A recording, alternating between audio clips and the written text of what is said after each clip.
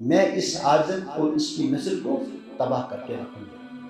قرآن کے اندر جو ہے نا آدم انسان کی نسل کو تباہ کرنے کا جو مشن شیطان نے بیان کیا مختلف جگہ پہ، لَأُزَيِّنَنَّ لَهُمْ، بعض جگہ اس نے کہا کہ میں جو ہے نا اپنا راستہ جو گمراہی کا راستہ ہوگا لیکن ان کے لیے جانا کیا کروں گا، مزین کروں گا۔ مثلا یہ دیکھیے آپ چائے کیا ہے، یہ کیا ہے، میٹھی چیز ہے، اگر اس کے اندر جو ہے نا زہر ملائے جائے دکھنے والے کو کیا لگے، اچھی چیز ہے۔ شیطان نے کیا کہا، میں ان کو مزین کروں گا، اندر کیا ہے یہ نہیں جانتے ہوں گے۔ اور اسی لیے آپ دیکھتے ہیں اس وقت جو دنیا ہے جو ہمارے لیے مزین لگ رہی ہے، آج انسان کیوں دنیا کی طرف زیادہ لگ رہا ہے، کیونکہ اس کو دنیا جو ہے نا آخرت کے مقابلے میں زیادہ اچھی لگتی ہے۔ یہ کس کا کام ہے، شیطان، کیونکہ شیطان نے جو ہے نا انسانیت کو بہکانے کے لیے جن مقاصد کو بیان کیا ان میں یہ مقصد نہیں ہے۔ بعض جگہ آیا اس نے اعلان کیا کہ میرا مشن ہے کہ میں ان کو اصلی راستے سے ہٹا دوں گا، نمبر ایک، وہ تو مین مقصد ہے۔ لیکن بعض جگہ آیا ہے قرآن کریم کے اندر کہ اس نے کہا کہ میں ان کو اپنی شیطانیت مزین کر کے پیش کروں گا، ان کو دکھنے میں کیا لگے گا اچھا چیز، اور حقیقت میں کیا ہوگا ان کے لیے تباہی ہوگا۔ تو میرے کہنے کا مقصد یہ ہے کہ آدم اور اس کی نسل اور ابلیس اور اس کی نسل کے اندر یہ عداوت، یہ جنگ کب شروع ہوئی، جب ابلیس کو جو ہے نا اللہ تعالیٰ نے آدم کے ذریعے سے رسوا کیا، اور یہ سلسلہ تب شروع ہوا اور یہ سلسلہ قیامت تک جاری رہے گا۔ یہاں کہنے کا مقصد کیا ہے، آپ لوگ جو ہیں، میں نے پہلی حدیث بیان کی کہ آپ لوگ، اللہ تعالیٰ نے آپ کو ایسا شرف دیا ہے کہ آپ ایسے راستے پہ چل پڑے ہیں، آپ نے ایسے راستے کا انتخاب کیا ہے جو راستہ آپ کو جنت تک لے جائے گا۔ تو کیا آپ کو لگتا ہے کہ شیطان کو یہ چیز پسند ہوگی، پسند ہوگی؟ اور اسی لیے ہم دیکھتے ہیں کہ شیطانی حربیں، یعنی شیطان کی جو کوششیں ہیں وہ طالب علموں میں کیوں زیادہ نظر آتی ہیں۔ ورحمۃ اللہ وبرکاتہ، الحمد للہ رب العالمین والعاقبۃ للمتقین ولا عدوان الا على الظالمين والصلاة والسلام على سيد الانبياء والمرسلين نبينا محمد وعلى آله وصحبه اجمعین، اما بعد۔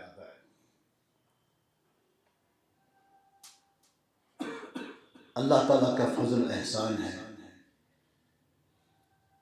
جس نے آج کی اس مبارک دن میں ہمیں اس علمی مجلس کی زینت بننے کا موقع عنایت فرمایا۔ اللہ تعالیٰ ہماری اس کاوش کو، یہاں جمع ہونے کو اللہ اپنے دربار میں قبول فرمائے، اور حمد و ثنا کے بعد درود و سلام ہو اللہ کے نبی صلی اللہ علیہ وسلم کی ذات اقدس پر،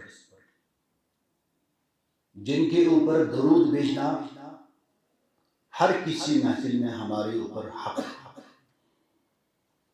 چونکہ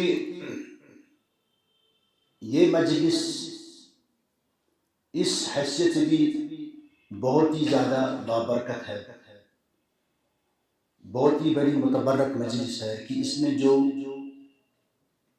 لوگ بیٹھے ہیں یہ وہ لوگ ہیں جن کے بارے میں اللہ کے نبی صلی اللہ علیہ وسلم نے فرمایا یہ جنت کے راستے پہ چلنے والے لوگ ہیں۔ اللہ کے نبی صلی اللہ علیہ وسلم نے فرمایا من سلک طریقا یلتمس فیہ علما سہل اللہ لہ بہ طریقا الی الجنہ۔ من سلک طریقا، جو انسان ایسے راستے پہ چلتا ہے، یلتمس فیہ علما، جس راستے پہ چلنے میں وہ علم کو تلاش کرتا ہے، سہل اللہ لہ بہ طریقا الی الجنہ، اللہ تعالیٰ اس کے لیے جنت کا راستہ آسان کر دیتا ہے۔ تو یہ بڑی فخر کی بات ہے کہ ہم ایسے خوش نصیب لوگوں کے سامنے ہیں جو جنت کے راستے پہ چل پڑے ہیں۔ اللہ تعالیٰ آپ کا سفر آسان بنائے، اور اس سفر میں اللہ تعالیٰ آپ کے لیے جتنی مشاکل ہے ان کو دور فرمائے اور شیطان کی شر سے بچائے۔ آپ صبح سے سن رہے ہیں کہ علم کی فضیلت، قرآن اور حدیث کے اندر جب ہم علم کی فضیلت تلاش کرتے ہیں، قرآن کی ایک آیت، جتنی آیتیں ہیں ان کے اندر ایک آیت، جتنی احادیث ہیں ان کے اندر ایک حدیث کافی ہے کہ علم کی فضیلت کو بیان کیا جائے۔ لیکن اس سے پہلے ہم سمجھیں کہ اللہ تعالیٰ نے پوری انسانیت کو اور پوری جنیات کو اس کائنات کے اندر ایک عظیم مقصد کے لیے پیدا کیا۔ وَمَا خَلَقْتُ الْجِنَّ وَالْإِنسَ إِلَّا لِيَعْبُدُونِ۔ ہماری اس دنیا کے اندر آنے کا مقصد کیا ہے؟ ہم سب کا انفرادی طور سے، چھوٹا ہو بڑا ہو، آزاد ہو غلام ہو، عورت ہو مرد ہو، وَمَا خَلَقْتُ الْجِنَّ وَالْإِنسَ، اس میں جنسی انسانیت آتی ہے، اس میں جنسی جنیات آتی ہے، سب کے سب اللہ تعالیٰ نے ایک مقصد کے لیے اس دنیا کے اندر لائے ہیں، وہ ہے اللہ کی عبادت۔ تو اللہ کی عبادت ہم کیسے کریں؟ اس کے لیے ہمیں ایک ٹیچر کو بھیجا ہے، بُعِثْتُ مُعَلِّمًا، انما بُعِثْتُ مُعَلِّمًا۔ اللہ کے نبی صلی اللہ علیہ وسلم نے اپنا تعارف کراتے ہوئے فرمایا کہ مجھے اس دنیا کے اندر ویسے استاد بھیجا گیا تاکہ کل اس بندے کو قیامت کے دن یہ عذر نہ رہے کہ اگر اللہ نے مجھے اپنی عبادت کے لیے پیدا کیا تھا لیکن مجھے عبادت کو سکھاتا۔ اس کی حجت پوری کرنے کے لیے اللہ تعالیٰ نے اپنے نبی کو بھیجا، کس حیثیت سے؟ انما بعثت معلما، وہ اس دنیا کے اندر بیشتر معلم آئے۔ یہ ہمارے اوپر اللہ کا فضل اور احسان ہے کہ جو تکلیف یا جو ذمہ داری اللہ تعالیٰ نے ہمارے اوپر ڈالی، ہمیں یہ عذر نہیں رکھا کہ یہ ذمہ داری ہم کیسے نبھائیں، بلکہ اللہ کے نبی صلی اللہ علیہ وسلم نے اپنی 23 سالہ زندگی میں اپنے اقوال اور اپنے افعال سے وہ سب کچھ ہمیں واضح کر دیا جو ہمیں اس دنیا کے اندر کرنا ہے۔ اور پھر ایک وقت آیا، اليوم اکملت لکم دینکم واتممت علیکم نعمتی، یہ اللہ تعالیٰ کا فضل احسان ہے۔ تو کہنے کا مطلب ہے کہ ہم سب لوگ اس دنیا کے اندر کس لیے آئے ہیں؟ ہم اللہ کی عبادت کے لیے آئے ہیں، اور اللہ کی عبادت جو ہے نا ہمیں اللہ کے نبی نے پوری طرح سکھائی ہے۔ اللہ کے نبی نے فرمایا ما ترکت شیئا یقربکم الی اللہ ویبعدکم عن النار، کوئی بھی چیز چاہے چھوٹی ہو یا بڑی ہو جو تمہیں اللہ کے قریب کرے اور جہنم سے دور کرے، میں نے آپ کو اس کے بارے میں آگاہ کیا۔ وما ترکت شیئا یبعدکم عن اللہ ویقربکم الی النار، جو بھی چیز چھوٹی ہو یا بڑی ہو، شر کا کوئی بھی پہلو ہو، اللہ کے نبی نے فرمایا کہ جو تمہیں اپنے رب سے دور کرے اور جہنم کے قریب کرے، میں نے آپ کو اس سے خبردار کیا۔ اب کیا رہے؟ سارے شر کے پہلو اور سارے خیر کے پہلو ہمارے سامنے واضح ہے۔ اب کیا ہوتا ہے، انسان جو ہے نا اپنے اصلی مقصد کو بھول جاتا ہے۔ اس وقت دنیا کے اندر جو مادہ پرستی کا دور ہے، ہمارے اوپر جو ہے مادہ پرستی غالب آ چکی ہے، تو ہم اپنے اصلی مقصد کو بھول کر جو ہے دنیا کی طرف لگ جاتے ہیں۔ دنیا کیا ہے؟ دنیا آخرت کے لیے ایک ذریعہ ہے، لیکن ہم نے کیا بنایا؟ ہمارے سامنے جب فکر آخرت اس کا تصور ختم ہو گیا یا کمزور ہو گیا تو ہم دنیا کی طرف رہ گئے، تو ہم دنیا کے اوپر جو ہے نا اپنی ساری توجہ مرکوز کرنے لگے۔ ہماری مثال ایسی ہے جیسے وہ مکہ کے کافر کہتے تھے وَمَا يَهْلِكُنَا إِلَّا الدَّهْرُ، یہ زمانہ ہے آپ کو جو ہے نا کسی کو 50 سال، کسی کو 60 سال، کسی کو 70 سال یہاں جینے کا موقع ملے گا، پھر زمانہ تقاضا کرتا ہے کہ ایک دن ختم ہو جائے گا، اس کے بعد کچھ نہیں۔ لیکن ہمارا تصور کیا ہے؟ ہمارا تصور یہ ہے کہ یہ ہماری زندگی جو ہے یہ آخرت کے لیے کھیتی ہے، دنیا کی زندگی آخرت کے لیے کھیتی ہے۔ اس دنیا کے اندر ہم کمائیں گے اور فصل کہاں حاصل کریں گے؟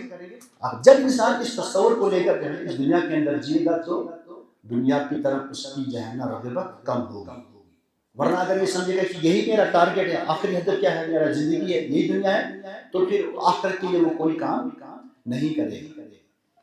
تو ہماری سب سے پہلی ذمہ داری کیا بنتی ہے کہ ہم اس بات کو سمجھیں کہ ہم دنیا کے اندر کس لیے آئے؟ کس لیے آئے ہیں؟ اللہ کی عبادت کے لیے۔ تو دنیا کے اندر ہمارا رہنا کیا ہے؟ یہ کھیتی ہے، یہ فنا ہونے والی چیز ہے، اس میں ہم کمائیں گے اور آخرت میں، اسی لیے ہم پڑھتے ہیں نا ہر نماز کے اندر الحمدللہ رب العالمین الرحمن الرحیم مالک یوم الدین. یوم الدین کیا ہے؟ یہ فکر آخرت کا تصور کیا ہے؟ یوم الدین جزا کا دن. جزا اور سزا کا دن کیا ہے؟ قیامت کا دن. ہمیں جب اس پہ ایمان ہوگا کہ ہم اس دنیا کے اندر جو بھی ہمیں یعمل مثقال ذرۃ خیرا یرہ ومن یعمل مثقال ذرۃ شرا، ہمیں اس بات کا تصور ہونا چاہیے کہ اس دنیا کے اندر چھوٹا سے چھوٹا خیر بھی ہم کریں گے تو ہم اس کو پائیں گے، چھوٹا سے چھوٹا شر بھی اگر ہم سے اس سے ہمارا ارتکاب ہو جائے تو ہمیں اس کو دیکھنا ہے. یہ ہے فکر تصور. جب انسان کے اندر یہ فکر آخرت کا تصور مضبوط ہوگا، نتیجہ کیا ہے؟ وہ اس دنیا میں کیسی زندگی گزارے گا؟ وہ قناعت کی زندگی گزارے گا، وہ اللہ تعالیٰ کے خوف کے تحت زندگی گزارے گا. جس طرح اللہ کے نبی نے اس دنیا کی زندگی کا تصور ہمارے سامنے پیش کیا. ایک دفعہ اللہ کے نبی سو رہے تھے تو جب بیدار ہوئی تو عمر فاروق رضی اللہ تعالیٰ عنہ نے دیکھا کہ اللہ کے نبی کے جسم مبارک پہ چٹائی کی کہیں نشانات تھے. تو اللہ کے نبی کے یہ منظر دیکھ کر عمر فاروق رو پڑے. تو فرمایا، تو کہا کہ اے اللہ کے نبی، آپ دیکھیں قیصر اور کسریٰ کس شان کے ساتھ رہ رہے ہیں اور آپ تو ان سے بڑے ہیں، آپ کیوں اپنے آپ کی طرف توجہ نہیں کرتے ہیں؟ تو اللہ کے نبی کیا فرمایا؟ ہمارے سامنے زندگی گزارنے کا ایک روڈ میپ انہوں نے بتایا اس کلمے میں. انہوں نے فرمایا کہ میری اور اس دنیا کی مثال تراکیبی. کس طرح ہے؟ ایک سوار کی طرح جو ایک منزل کی طرف جا رہا ہے اور راستے میں وہ تھک جاتا ہے، راستے میں اس کو جو ہے نا آرام کی ضرورت محسوس کرتا ہے، وہ کسی جگہ سائے کو دیکھتا ہے، کسی درخت کے نیچے آ کر جو ہے نا وہ تھوڑی دیر کے لیے آرام کرتا ہے، پھر اس کے بعد آرام کرنے کے بعد پھر اپنی منزل کی طرف روانہ ہوا. تو اس آرام کے وقت میں اس کو کیا ضرورت ہے؟ اس کو آرام چاہیے. اس کو دنیا کی کوئی چیز آرام آسائش کے لیے نہیں، اس کو یہ ضرورت نہیں ہے کہ اس سفر کے اندر وہ اتنی چیزیں لے جائے کہ تاکہ اس کے اوپر بوجھ زیادہ ہو جائے. یہ اللہ کے نبی نے ہمارے لیے زندگی کا تصور، اس کا تصور پیش کیا ہے. اصل میں اس وقت پرابلم کیا ہے کہ لوگوں کے ذہنوں میں یہ باتیں حاضر نہیں ہوتی. کیوں نہیں ہوتی؟ ہم اس دنیا کے اندر اس لیے آئے ہیں، ہمارا اصلی زندگی گزارنے کا مقصد کیا ہے؟ اب اگر اس تعلیم یافتہ دور کے اندر یا مادہ پرستی کے دور میں اگر ہم لوگوں کو یہ بات سمجھیں تو لوگ سمجھتے ہیں کہ یہ دقیانوسی بولتے ہیں، اس دنیا کے اندر ہمیں کیسے گزارا ہوگا. دراصل جو ہے نا ہم جب کسی ماحول کے اندر غرق ہو جاتے ہیں تو ہمیں پھر ایسے ہی دکھتا ہے.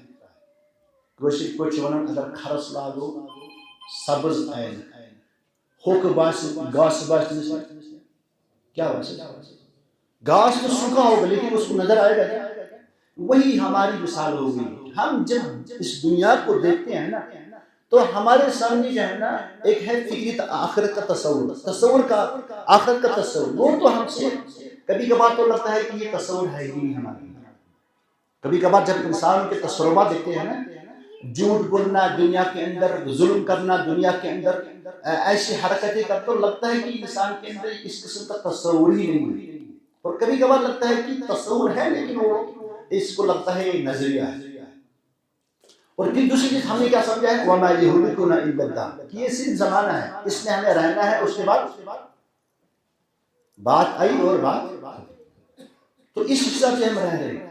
ورنہ اگر ہم اپنے مقصد کو جانتے ہوئے اس دنیا کے اندر زندگی گزارنے کا ہنر سیکھتے، وَمَا خَلَقْتُ الْجِنَّ وَالْإِنسَ إِلَّا لِيَعْبُدُونِ، اللہ تعالیٰ نے ہمیں اس دنیا کے اندر جو ہے نا اپنی عبادت کے لیے پیدا کیا، تو پھر ہمیں اس کے آگے سوچنے کی ضرورت نہیں پڑتی کہ پھر ہم زندگی کیسے گزاریں. ہم جس دین کے پیروکار ہیں اس کے اندر دنیا کی زندگی کو اگنور نہیں کیا ہے. کہیں آپ یہ نہ سمجھیں کہ یہاں پہ رہبانیت کی دعوت دی جاتی ہے، درویشی کی دعوت دی جاتی ہے، بلکہ ہمارا وہ دین ہے جس میں ہمیں یہ سکھایا گیا ربنا آتینا فی الدنیا حسنہ وفی الآخرۃ حسنہ. لیکن ہم نے کہا کہ یہ جو دنیا کی خوبصورتی ہے یہ کس لیے ہم استعمال کرنی ہے؟ ہمیں اس کو بطور کھیتی بنانا ہے تاکہ آخرت کے اندر ہم، کیونکہ آخرت کی زندگی ہماری ابدی زندگی ہے. یہ دنیا کی زندگی کیا ہے؟ یہ ٹیمپرری زندگی، یہ وقتی زندگی ہے. آخری زندگی ہماری آخرت کی ہے جو ہمیشہ رہنے والی ہے. اس میں ہمیں اپنے لیے اپنے منزل کا تعین کرنا ہے، ہمیں جنت میں جانا ہے یا جہنم میں جانا ہے. یہ سب کے لیے اوپن راستہ ہے. یہ میرے لیے بھی ہے اور آپ کے لیے. البتہ یہاں پہ جب ہم ایسی مجالس قائم کرتے ہیں تو ضرورت کیا ہوتی ہے؟ ضرورت یہ یاد دہانی. اور الحمدللہ اللہ تعالیٰ نے آپ لوگوں کو ایک اچھے مقصد کے لیے، ایک اچھے مشن کے لیے منتخب کیا ہے، کیونکہ اللہ کے نبی جو فرمایا من سلک طریقا، اس کا مطلب ہے سارے لوگ نہیں چلیں گے۔ حدیث کے جو الفاظ ہیں نا کہ جو انسان ایسے راستے پہ چلے گا، اس حدیث کا جو مفہوم ہے نا یہ ہمیں بتاتا ہے کہ سارے لوگ اس راستے پہ چلنے والے، جو چلنے والے ہوں گے وہ نمایاں ہوں گے۔ اور اللہ تعالیٰ نے سب سے پہلے آپ کو یہ شرف بخشا ہے کہ آپ نے جس راستے کا انتخاب کیا ہے وہ راستہ کیا ہے؟ جنت کو جانے والا راستہ ہے۔ اور اس کے بعد ابھی آپ جو ہے آپ میرے فاضل دوست نثار صاحب کی زبانی سن رہی تھی کہ اللہ تعالیٰ نے آدم کو فضیلت دی، کس پہ؟ ایسی مخلوق پہ جن کے بارے میں اللہ تعالیٰ فرماتے ہیں لا یعصون اللہ ما امرہ۔ ہم سے تو نافرمانی ہوتی ہے، ہم بشر ہیں نا، ہم سے نافرمانیاں ہوتی ہیں، لیکن ایسی قوم، ایسی مخلوق جن سے کبھی نافرمانی کا امکان بھی نہیں ہے، اللہ تعالیٰ نے ایک نافرمانی کرنے والے انسان کو ایسی مخلوق پہ فضیلت دی۔ کیوں؟ کس وجہ سے؟ وعلم آدم الاسماء، اللہ تعالیٰ نے آدم کو، اس بشریت کو اس مخلوق پہ اس لیے فوقیت دی کیونکہ آدم کے پاس کیا تھا؟ علم، جو فرشتوں کے پاس نہیں تھا۔ لیکن یہ ایک پہلو ہے۔ دوسرا پہلو یہاں پر آپ دیکھیں گے، آپ نے ابھی سنا اللہ تعالیٰ نے جب ان مراحل سے آدم کو گزارا، اس کے بعد اس کا ٹھکانہ کہاں رکھا؟ کہاں بھیجا اس کو؟ زمین پہ یا جنت میں؟ آدم کو اللہ نے کہاں پہ رکھا؟ زمین پہ ڈالا یا جنت میں رکھا؟ جنت میں۔ اس کا مطلب ہے کہ اصل جو ہے انسان کا جو اصل ٹارگٹ ہے وہ کیا ہے؟ اس کی اصل جائے کہاں ہے؟ جنت۔ لیکن چونکہ اللہ تعالیٰ اس کائنات کے اندر جو چاہتا ہے وہ کرتا ہے، اللہ تعالیٰ نے اس انسانیت کو آزمائش میں ڈال دیا۔ میں اکثر جگہ پہ یہ کہتا ہوں کہ پہلے تو ہمیں جنت مفت میں ملی تھی، پہلے ہمیں جنت مفت میں ملی تھی نا۔ اگر آدم نے غلطی نہیں کی تو ہم کہاں ہوتے؟ جنت میں ہوتے۔ لیکن اللہ تعالیٰ کا کرنا تھا، اللہ تعالیٰ نے قانون بنایا تھا کہ نہیں، اس انسان کو میں آزمائش میں ڈالوں۔ تو نتیجہ کیا ہوا؟ آدم سے جو غلطی ہوئی، اجتہادی غلطی ہوئی، اس کی وجہ سے جو ہے نا ہمیں اس نعمت سے محروم کیا۔ اور اسی لیے اہل علم جب کہتے ہیں کہ جب انسان نافرمانیاں کرتا ہے تو نافرمانیوں کی جو انسانی زندگی کے اوپر اثرات ہوتے ہیں، ان میں ایک اثر یہ بھی ہے کہ انسان سے نعمت چھینی جاتی ہے اور اس کو نعمت سے محروم کیا جاتا ہے۔ اور مثال یہی ہے، آدم کو اللہ تعالیٰ نے پہلے کہاں رکھا؟ جنت میں۔ لیکن جب آدم سے غلطی ہوئی، اللہ تعالیٰ نے اس کو کہا کہ اس پیڑ کے قریب مت جاؤ، اس نے اللہ کی مخالفت کی، اس کے اپنے رب کی امر کی مخالفت کی۔ کس کے بہکاؤ میں آتا ہے؟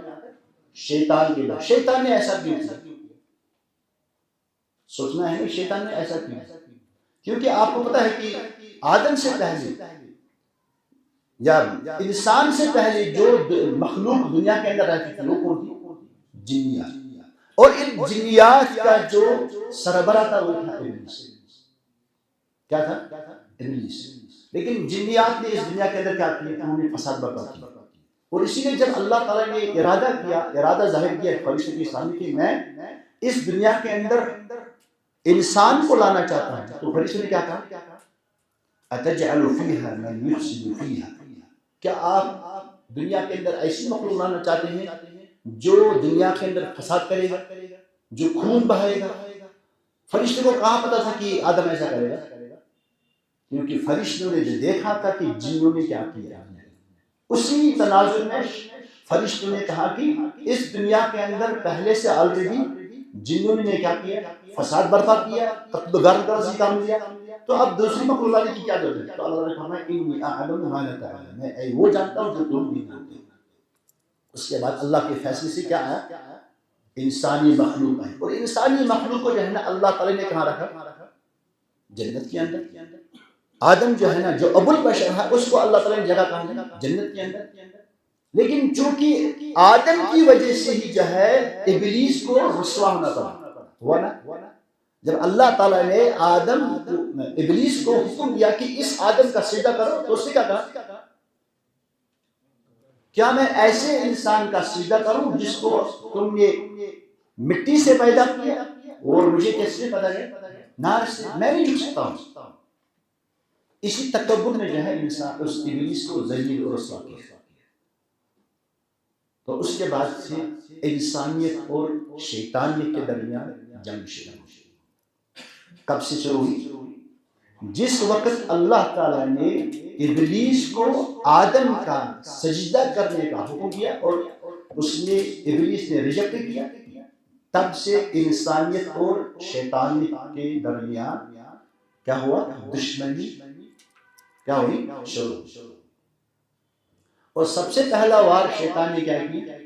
آدم کو کہا یہ وہی آدم ہے جو میری ذلت اور رسوائی کا سبب بنا، اب میں نہ اس کو چھوڑوں گا اور نہ اس کی ذریت کو چھوڑوں گا۔ اور اسی لیے شیطان نے جو ہے نا آخری مرحلے میں جب وہ ذلیل ہو رہا تھا، جب وہ رسوا ہو رہا تھا، تو اس نے اللہ سے دعا کی، رب انظرنی الی یوم یبعثون، اے اللہ مجھے مہلت دو، کب تک؟ قیامت تک۔ کیا کرنا ہے تمہیں؟ کیا کرنا ہے مہلت لے کر؟ میں اس آدم اور اس کی نسل کو تباہ کر کے رکھوں گا۔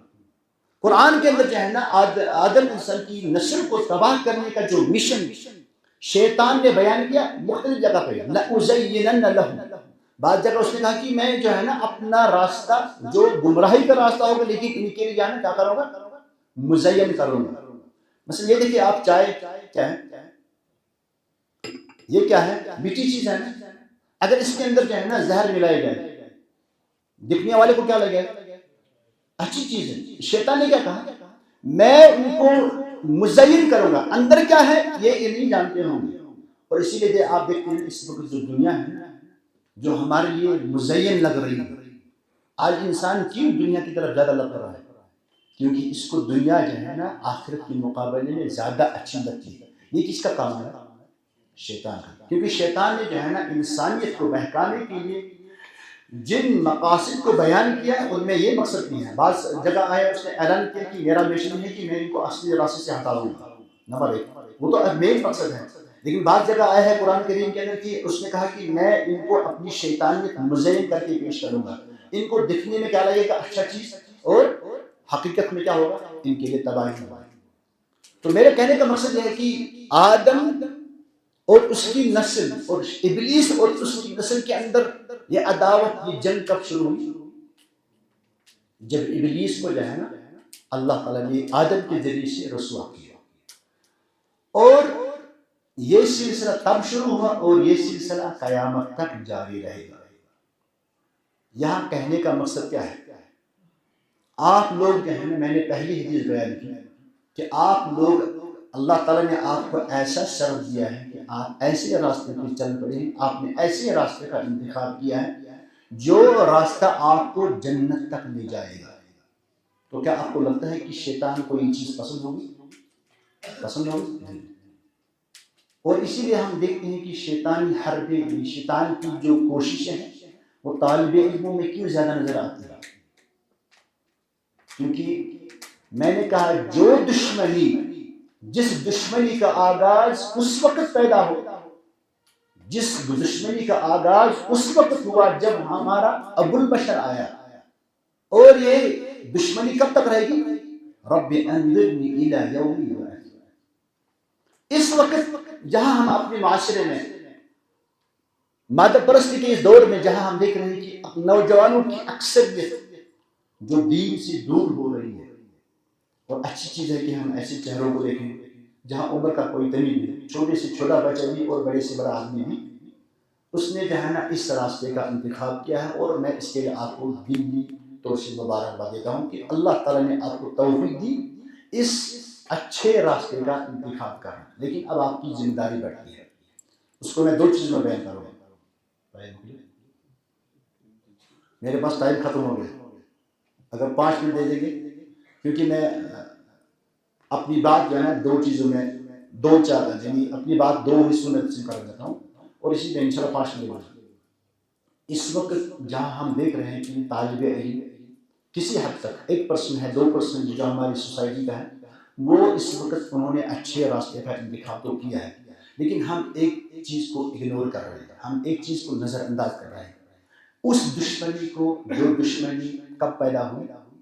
جب ہمارا ابو البشر، جب ہمارا باپ اس دنیا کے اندر آیا، اور آج تک وہ شیطان اپنے مشن پہ لگا ہے، لیکن ہم نے اس مشن کو نظر انداز کیا ہے۔ اور یہی وجہ ہے آپ دیکھ رہے ہیں کہ جب طالب علم، اس کو شیطان کو پتا ہے، اللہ کے نبی نے ہمیں شیطان کی موجودگی کا تصور کیسے دیا؟ ان الشیطان یجری فی الانسان مجری الدم۔ جب ابھی سائنس کا تصور نہیں تھا اس وقت اللہ کے نبی نے، حالانکہ ہم جانتے کہ اللہ کے نبی نے پڑھا نہیں تھا، لیکن اللہ کے نبی نے اس وقت ہمیں تصور دیا کہ انسانی جسم کے اندر خون دوڑتا ہے۔ یہ کب تصور آیا؟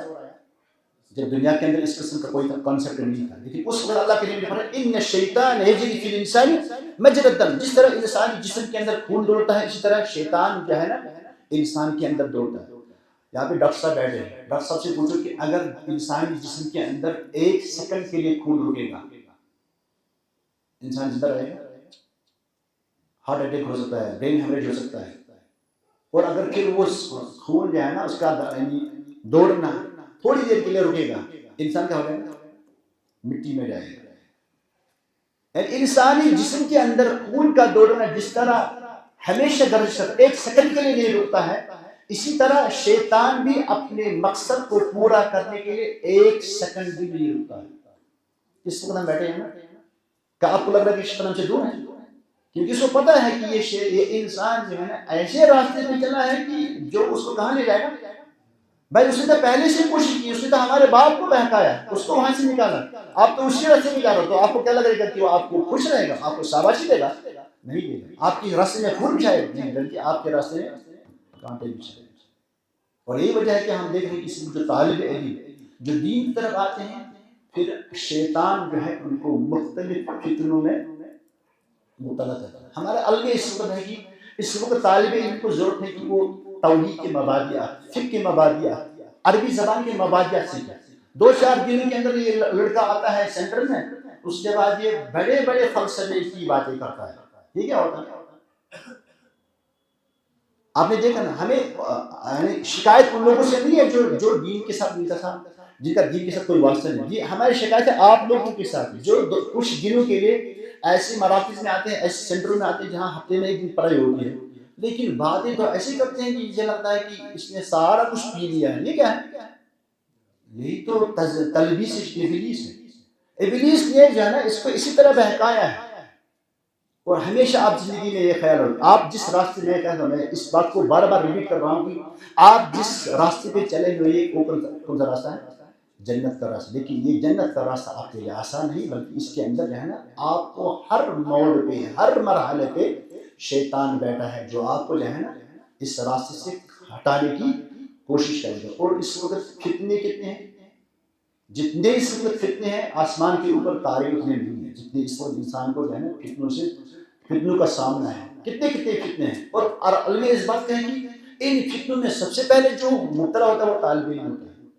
عام انسان جس کو دین کی کوئی واقفیت نہیں، اس کا اگر فتنوں میں مبتلا ہونا وہ کوئی بڑی بات نہیں، لیکن آپ لوگوں کا فتنوں کے اندر مبتلا ہونا یہ بڑی بات ہے، یہ بڑی بات ہے۔ تو اپنے آپ کو ہمیشہ یاد رکھو کہ اللہ تعالیٰ سے ہمیشہ قل وَإِمَّا يَنزَغَنَّكَ مِنَ الشَّيْطَانِ نَزْغٌ فَاسْتَعِذْ بِاللَّهِ۔ اور دوسری بات یہ ہے کہ جو ہم دیکھ رہے ہیں کہ علم جو ہے نا، علم تقاضا کرتا ہے عمل کا، علم تقاضا کرتا ہے عمل کا۔ یہاں اکثر طالب علم کو دیکھا جاتا ہے کہ جب طالب علم کو کوئی بات معلوم ہوتی ہے تو سب سے پہلے جو ہے نا وہ کٹوتی کرتا ہے۔ میں آپ کو ایک مثال دیتا ہوں، یہاں لوگوں کے اندر تقریباً 99% لوگوں کے اندر یہ کانسیپٹ ہے۔ ابھی ہم ظہر کی نماز پڑھیں گے، کتنی رکعتیں ہیں؟ یہ تو پہلی پرابلم ہو گئی۔ ابھی کتنے کلاس دیے آپ نے؟ 4 اور 10 کی پہلے ہی باتیں ہو رہی ہیں۔ یہی تو پرابلم ہے نا 99% لوگوں کے اندر۔ میں کہہ رہا ہوں کہ 0.1 اس کے پاس یہ معلومات ہے کہ 4 رکعتیں ہیں۔ اب آپ کو پتہ چل گیا لیکن پرابلم کیا ہے، اور پھر آپ 4 ہی پڑھتے ہیں۔ تو علم کیا ہے؟ علم نے کوئی آپ کو فائدہ پہنچایا؟ علم نے کیا کیا؟ علم نے آپ کو عمل سے دور کیا، اور یہی تو شیطان چاہتا ہے۔ جب ہم مثلا میں ذاتی طور سے جب میں کلیہ سلفی میں پڑھتا تھا تو لوگوں کی نظریں ہمارے اوپر تھی کہ بھائی یہ مولوی بننے جا رہے ہیں نا، ہم یہ ٹائٹل پسند کیا تھا کہ ہمیں مولوی، تو لوگ جو ہے نا ہمارے اوپر اپنی نظریں رکھتے ہیں۔ اس کے بعد جب مدینہ سے فارغ ہوئے تب ہمارے اوپر نظریں اور زیادہ ہوئی۔ لوگ جو ہے نا آپ کے کردار کو دیکھتے ہیں، لوگ جو ہے نا آپ کی باتوں کو خیال رکھتے ہیں، لوگ جو ہے نا آپ کی حرکات سکت کو دیکھتے ہیں۔ تو آپ کو جو ہے نا جب طالب علم آپ نے لیبل کون سا لگایا، یہ کوئی گندی لیبل نہیں، بلکہ آپ کے اوپر جو لیبل ہے نا وہ اشرف المخلوقات کی ہے۔ آپ نے جس راستے کا انتخاب کیا ہے وہ جنت کا راستہ ہے، یہ راستہ آسان نہیں ہے۔ اس راستے میں جو ہے نا آپ کو ہر موڑ پہ جو ہے نا شیطان آ کر جو ہے نا آپ کو بہکانے کی کوشش کرے گا، اور اس کے بہکانے کی جو صورتیں ہیں وہ آپ کو پہلے فتنوں میں مبتلا کرے گا، اور دوسری بات ہے کہ آپ کو عمل سے دور رکھے گا۔ اور جس علم سے انسان کو عمل نہیں آئے گی تو وہ علم کیا ہے؟ جس کھیت سے دہقان کو روٹی میسر نہ ہو روٹی، اس کھیت کے ہر خوشے گندم کو، یہی اس وقت ہماری حالت ہے۔ تو ہمیں علم سے جو ہے نا علم سے عمل آنا چاہیے، نہ کہ ہم علم سے جو ہے نا عمل میں کٹوتی کریں۔ اور یہی اس وقت ہمارے پاس جو دو بڑے چیلنج اس وقت ہیں کہ ایک تو طالب علم فتنوں کے زیادہ شکار ہوتے ہیں، اور دوسری کیا ہے؟ علم سے جو ہے نا یہ عمل میں کٹوتی کرتے ہیں، کیونکہ اس وقت ٹائم نہیں ہے، ورنہ میں اس میں اور زیادہ اضافہ کروں۔ لیکن جو میسیج میں دینا چاہتا ہوں اپنے لیے بھی اور آپ کے لیے بھی، کیونکہ ہم جو ہے نا میں بھی اسی راستے پہ چل رہا ہوں، اور آپ بھی اسی راستے پہ، اب میں تھوڑا آگے ہوں، آپ میرے پیچھے ہیں، فرق اتنا ہی، لیکن ہمارا منزل، ہم سب کی منزل ایک ہی ہے، ہم سب کی منزل ایک ہی ہے۔ اب میں تھوڑا آگے جا رہا ہوں اور آپ پیچھے آ رہے ہیں۔ میں نے کچھ ٹائم اس میں لگایا ہے، میں تھوڑا آگے نکل گیا، فرق کچھ نہیں ہے۔ فرق کیا ہے؟ منزل ہماری ایک ہی ہے۔ تو اس میں جو باتیں کہہ رہا ہوں اپنے لیے بھی کہہ رہا ہوں اور آپ کے لیے بھی کہہ رہا ہوں، لیکن جو اب ہمیں زندگی کے تجربے میں آپ کے ساتھ شیئر کر رہا ہوں وہ یہ ہے کہ ہمیں طالب علم اندر جتنی خرابیاں دیکھی وہ لاتے دار ہیں، لیکن دو چیزیں بڑی ہیں، ایک یہ ہے کہ یہ فتنوں کے زیادہ شکار ہوتے ہیں، اور دوسری کیا ہے؟ یہ عمل کو جو ہے اس میں کٹوتی کرتے ہیں۔ تو اللہ تعالیٰ سے دعا ہے کہ اللہ تعالیٰ ہمیں عالم و عمل بنائے، اور ہمیں اللہ تعالیٰ جو ہے نا شیطان کے شر سے، اس کے فتنوں سے نجات دے، اور ہمارے لیے اللہ تعالیٰ جنت کا راستہ آسان کر دے۔ وآخر دعوانا ان الحمد للہ رب العالمین، والسلام علیکم ورحمۃ اللہ وبرکاتہ۔